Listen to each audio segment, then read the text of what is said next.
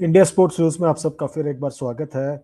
और इस वक्त इंडियन क्रिकेट में एक तमाशा चल रहा है। सिलेक्शन को लेकर श्रीलंका दौरे के लिए एक मामूली सा दौरा था, उसको बहुत ज़्यादा इंटरेस्टिंग बना दिया है, बहुत ज़्यादा तूल दे दिया है। क्योंकि जो नए हेड कोच है गौतम गंभीर, उनको हर बायलैटरल सीरीज में मरने जीने और मरने का सवाल नज़र आता है। और यही नतीजा है कि आप इस तरह का एक मामूली से सीरीज को भी इतना बड़ा बना देते हैं, हवा क्रिएट करते हैं उस सीरीज को लेकर।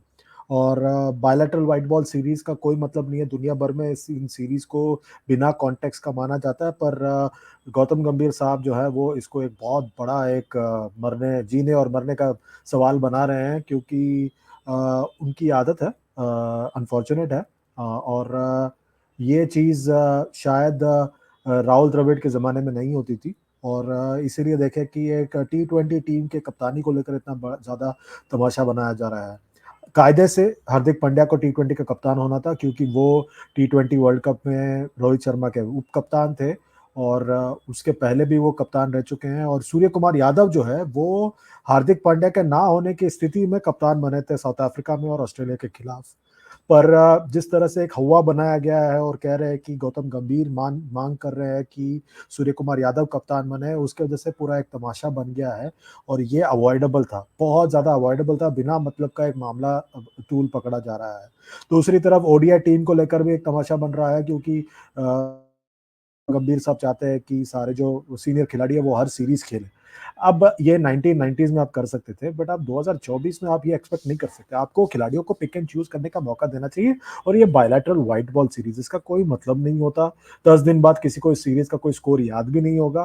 बिना मतलब इसको सबको मतलब ये देशभक्ति और ये सब बीच में लेके आना बिल्कुल सही बात है। ये मॉडर्न इंटरनेशनल क्रिकेट है, जहाँ पे आपको खिलाड़ियों को वक्त देना चाहिए अपने अपने आप को रेस्ट एंड रिकुपरेट करने के लिए। और ये बायलैटरल वाइट बॉल क्रिकेट 1-2 सालों में बंद ही होने वाला है।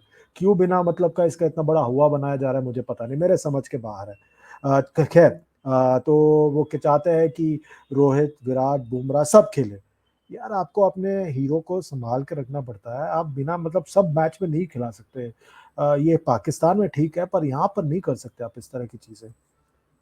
उसके अलावा जो है मेरे हिसाब से जो और चीज़ें हो रही है उनके सपोर्ट स्टाफ को लेकर। अब सबको पता था जून आखिरी महीना होगा राहुल द्रविड़ के हेड कोच बने रहने का।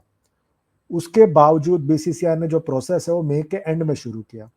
फिर उसके बाद उनको अपॉइंट कर दिया, फिर उसके बाद भी प्रोसेस शुरू नहीं किया उनके सपोर्ट स्टाफ को अपॉइंट करने का। और अब ये आलम में कह रहे हैं कि फिर एक बार जो एनसीए के स्टाफ है वो जाएंगे वहां पर श्रीलंका। ये बीसीसीआई के ऊपर ये ठीकरा फोड़ना चाहिए कि उन्होंने अब तक क्यों अपॉइंट नहीं किया। प्रोसेस शुरू कर सकते थे बहुत पहले, बिना मतलब का आपने डिले किया हुआ है, और उसी का नतीजा कि ये स्थिति अब उत्पन्न हुई है। चले, ये तो चलता रहता है इंडियन क्रिकेट में। आपका क्या मानना है इस सारे मसले में? इस वीडियो को नीचे कमेंट कीजिए, लाइक कीजिए, शेयर कीजिए, सब्सक्राइब कीजिए और नोटिफिकेशन की बेल दबाइए। Good bye for now.